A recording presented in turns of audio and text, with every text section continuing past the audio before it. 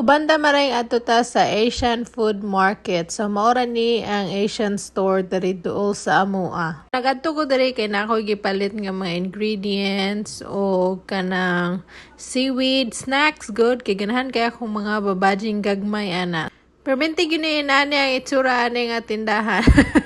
Daghan kay sila stocks kanang katag bitaw dili ma-arrange. First mato ko dinhi diri dapit kay naa dinhi ang ilahang seaweed snacks. So kini kusog kay mangaon akong anak ani.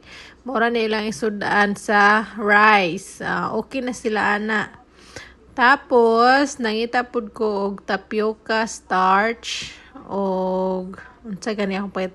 Ito rice flour. Actually tapioca starch ra akong giano ani kay nagplano ko nga magluto og kutsinta.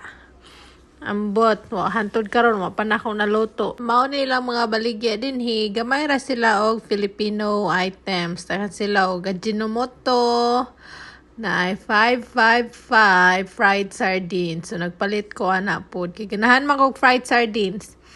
Tapos na sila togi dinhi. Mao na ilahang gulay niya. Lata-lata man na. So na sila fresh dito sa counter. Mao to akong gipalit.